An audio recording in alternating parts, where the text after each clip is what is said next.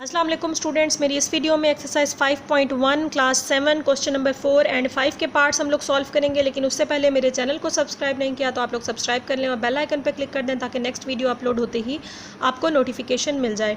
Question number 4, find the square of the proper fraction, also compare them with itself. अब आपके पास fraction form में question है, आपने उसका स्क्वायर फाइंड करना है और स्क्वायर फाइंड करने के बाद जो आंसर आएगा उसको ओरिजिनल क्वेश्चन से कंपेयर करना है। Also compare them with itself, यानी इसका स्क्वायर फाइंड करके जो भी आंसर आएगा उसको इसी से ही कंपेयर करना है। तो सबसे पहले ये फ्रैक्शनल वैल्यू है 3/4, इसका स्क्वायर हम ले लेंगे यानी इसकी पावर 2 ले लेंगे 3/4 की पावर 2 है यानी 3/4 2 टाइम्स लिख लेंगे। 3/4 मल्टीप्लाई 3/4, 3 3 ज़ा 9, 4 4 ज़ा 16, न्यूमिनेटर से multiply, denominator multiply with denominator, 9/16 आ गया। अब हम इसको कंपेयर करेंगे, ओरिजिनल क्वेश्चन को इस आंसर से कंपेयर करेंगे। 3/4 9/16 दोनों वैल्यूज़ को लिख लिया, क्रॉस मल्टीप्लाई कर लेंगे, 3 को 16 से मल्टीप्लाई, 4 को 9 से क्रॉस में मल्टीप्लाई कर देंगे। 16 3 ज़ा 48, 4 9 ज़ा 36, 48 क्योंकि 36 से ग्रेटर है, जो कि शो कर रहा है कि ओरिजिनल जो वैल्यू है आपके पास क्वेश्चन में वो उसके स्क्वायर से ग्रेटर है, यानी 3/4 ग्रेटर है 9/16 से। एक और भी तरीका इसको जज करने का है डिनोमिनेटर वैल्यू को देख के। डिनोमिनेटर वैल्यू जितनी बड़ी होती है आंसर उतना छोटा आता है डिवाइड करने से। डिनोमिनेटर वैल्यू कम होती है तो आंसर आपके पास बड़ा आता है। तो इधर देखें 4 और 16 में 16 ग्रेटर आ रही है वैल्यू। डिनोमिनेटर वैल्यू जितनी बड़ी होती है आंसर उतना छोटा होता है डिवाइड करने से। उससे भी हमें पता चल रहा है कि 3/4 क्वेश्चन जो है वो स्क्वायर से हमेशा बड़ा होगा। होप सो आपको ये क्वेश्चन इजीली समझ आ गया होगा। Second part is 5/6। सबसे पहले हम इसका स्क्वायर ले लेंगे, 5/6 का स्क्वायर यानी पावर 2 ले लेंगे। 5/6 की पावर 2 है यानी इसको 2 टाइम्स लिखना है। 5/6 मल्टीप्लाई विद 5/6, न्यूमिनेटर से मल्टीप्लाई, 5 5 ज़ा 25, डिनोमिनेटर मल्टीप्लाई विद डिनोमिनेटर, 6 6 ज़ा 36। अब हम ओरिजिनल वैल्यू को क्वेश्चन के ये जो आंसर आया है उससे हम कंपेयर करेंगे। 5/6 लिख लिया, 25/36 लिख लिया, क्रॉस में मल्टीप्लाई कर देंगे। 36 मल्टीप्लाई विद 5 180, 6 मल्टीप्लाई विद 25 150 होता है। 180 150 से आपको पता है ग्रेटर है, इसीलिए मैंने इस साइड पे ओपन कर दिया इसका मुंह। अब देखें जी, इसका मतलब है 5/6 ओरिजिनल जो वैल्यू है वो स्क्वायर से 25/36 से ग्रेटर है। वैसे भी डिनोमिनेटर में ग्रेटर आपके पास वैल्यू होती है तो आंसर डिवाइड करने से छोटा आता है, लेस वैल्यू होती है तो आंसर बड़ा आता है। तो उससे भी हमें पता चल गया कि ये ओरिजिनल वैल्यू ही हमेशा स्क्वायर से बड़ी होती है। इसी पैटर्न पे इसका थर्ड पार्ट देख लें। Third part is 4/7। First step पे 4/7 का स्क्वायर ले लेंगे। 4/7 का स्क्वायर लिया तो इसको 2 टाइम्स लिख लेंगे। 4/7 मल्टीप्लाई 4/7, न्यूमिनेटर से मल्टीप्लाई, 4 4 ज़ा 16, 7 7 ज़ा 49, डिनोमिनेटर से multiply. Original value 4/7, square find किया 16/49, इसको क्रॉस में मल्टीप्लाई करेंगे कंपेयर करने के लिए। क्रॉस में मल्टीप्लाई कर दिया, 49 4 ज़ा 196 एंड 7 16 ज़ा 112 आ गया। 196 112 से बड़ा है इसीलिए ये मैंने इसका ओपन मुँह कर दिया है, ग्रेटर साइन के का कर दिया है, लिख दिया है। अब 4/7 इसका मतलब है वो ग्रेटर होगा 16/49 से।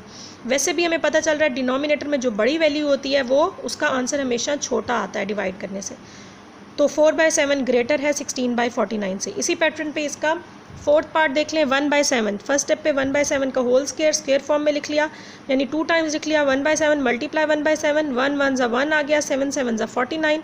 अब ओरिजिनल वैल्यू को 1/49 से कंपेयर कर लेंगे।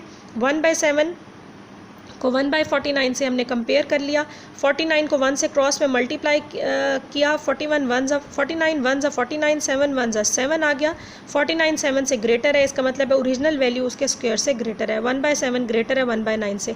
न्यूमिनेटर सेम होता है तो डिनोमिनेटर को कंपेयर किया जाता है। वैसे देखने में 749 से लेस है, लेकिन क्योंकि ये बाय फॉर्म में फ्रैक्शन फॉर्म में वैल्यूज़ हैं तो उलट हो जाएगा जब न्यूमिनेटर सेम हो तो हमारे पास 7 बड़ा हो जाएगा 49 से, क्योंकि डिनोमिनेटर में जितनी बड़ी वैल्यू होती है डिवाइड करने से आंसर उतना छोटा होता है। 1 को अंदर रखें 49 पे डिवाइड करें बहुत छोटा आंसर आएगा, जबकि 1 को अंदर रखें 7 पे डिवाइड करें तो इसके निस्बत बड़ा आंसर आएगा।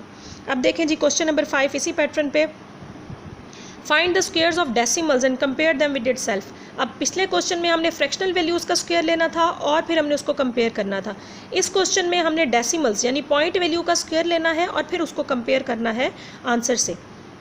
तो अब देखें जी 0.4 का स्क्वायर लिया यानी 0.4 को 2 टाइम्स मल्टीप्लाई कर दिया। 0.4 मल्टीप्लाई 0.4, जब आप इसको मल्टीप्लाई करेंगे तो आंसर आ जाएगा 0.16।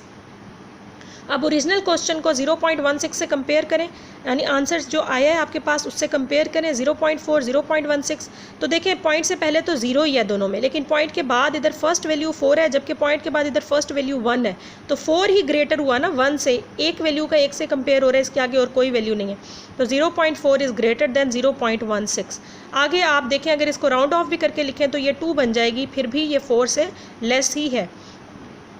पॉइंट के बाद एक डिजिट को, पॉइंट के बाद फर्स्ट डिजिट है, इधर भी फर्स्ट डिजिट है, इधर भी पॉइंट के बाद फर्स्ट डिजिट है, तो फर्स्ट को फर्स्ट डिजिट से ही कंपेयर करेंगे। 4 इज़ ग्रेटर देन 1, तो ये ग्रेटर हो गई वैल्यू। अगली वैल्यू बेशक आप इसको कंसीडर ही ना करें, यानी मतलब जहन में ना सोचें इसको, बस पॉइंट के बाद फर्स्ट डिजिट को फर्स्ट से ही कंपेयर करें क्योंकि इधर फर्स्ट डिजिट ही है। नेक्स्ट सेकंड पार्ट है 0.6। फर्स्ट स्टेप पे 0.6 का स्क्वायर ले लिया, इसका मतलब इसको 2 टाइम्स लिख लेंगे। 0.6 मल्टीप्लाई 0.6, जब मल्टीप्लाई किया तो आंसर आ गया 0.36। पॉइंट के बाद जो डिजिट्स होते हैं उनको हम सेपरेट कॉल करते हैं, यानी सेपरेट उनको डिजिट्स को पुकारा जाता है, यानी 36 आप इसको नहीं बोलेंगे, आप बोलेंगे 0.36। तो अब हम ओरिजिनल को स्क्वायर से कंपेयर करेंगे। 0.6, 0.36। देखें जी 0 पॉइंट से पहले तो दोनों वैल्यूज़ में 0.6 0 ही है, लेकिन पॉइंट के बाद इधर 6 है और इधर क्या है जी 3 है, तो 6 इज़ ग्रेटर देन 3, तो आपके पास 0.6 ग्रेटर हो जाएगा 0.36 से। जहन में इस 6 को ना लाएं, बस फर्स्ट वैल्यू को फर्स्ट से सॉल्व करके आपने सोचना है, देख के सोचना है, कंपेयर करके सोचना है। Third part is 0.12। 0.12 का फर्स्ट स्टेप पे स्क्वायर ले लिया, 0.12 को 2 टाइम्स लिख लिया, जब आप इसको मल्टीप्लाई करेंगे तो आपके पास आंसर आ जाएगा 0.0144। इधर देखें पॉइंट से पहले 2 डिजिट्स हैं, इधर भी पॉइंट से पहले 2 डिजिट्स हैं, तो पॉइंट से पहले 2 + 2 4 हो जाता है, तो 4 डिजिट से पहले आपने लिखना है और फिर पॉइंट लगाना है। जैसे इधर 2 है, इधर 2 है, तो 1 2 3 4 फिर पॉइंट आएगा। मल्टीप्लाई कर लिया करें 0.12, यानी 012 मल्टीप्लाई कर लें और उसके बाद आप लोग ये आंसर पॉइंट के अकॉर्डिंग, क्वेश्चन के अकॉर्डिंग पॉइंट लगाएंगे। अब ओरिजिनल को क्वेश्चन से कंपेयर करेंगे 0.12 और 0.014। अब देखें जी पॉइंट से पहले इधर 0 है, इधर पॉइंट से पहले 0 है, पॉइंट के बाद इधर 1 है, इधर पॉइंट के बाद 0 है, ठीक है, इसका मतलब 1 ही इससे ग्रेटर है। इधर पॉइंट के बाद सेकेंड वैल्यू 2 है, जबकि इधर पॉइंट के बाद सेकेंड वैल्यू क्या है जी 1 है। हर तरह से ये वैल्यू ग्रेटर आ रही है इस वैल्यू से। आगे वाले डिजिट्स को आप इग्नोर कर दें, अभी जहन में ही ना लें, क्योंकि कंपेयर कर रहे हैं हम 2 डिजिट्स को, क्योंकि इधर सिर्फ 2 डिजिट्स हैं, पॉइंट के बाद 2 डिजिट्स, इधर भी पॉइंट के बाद 2 डिजिट्स, तो 0.12 0.01 से बड़ा ही है, तो इसीलिए ग्रेटर साइन आ गया। लास्ट क्वेश्चन है 0.05।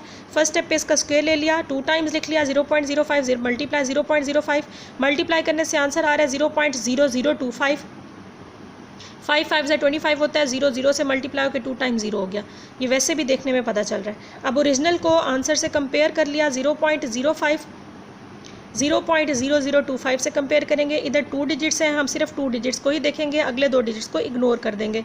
पॉइंट के बाद पहले तो 0 ही है दोनों वैल्यूज़ में, पॉइंट के बाद इधर भी 0 है, पॉइंट के बाद इधर भी 0 है फर्स्ट पे, पॉइंट के बाद सेकंड वैल्यू 5 है, जबकि पॉइंट के बाद सेकंड वैल्यू इधर 0 है, तो इसका मतलब है 5 वाली ही ग्रेटर है, तो ये वैल्यू ग्रेटर होगी इसके स्क्वायर से। होप सो आपको ये एक्सरसाइज इजीली समझ आ गई होगी। मेरी नेक्स्ट वीडियो में हम एक्सरसाइज 5.2 के क्वेश्चंस सॉल्व करेंगे, सो कीप वॉचिंग।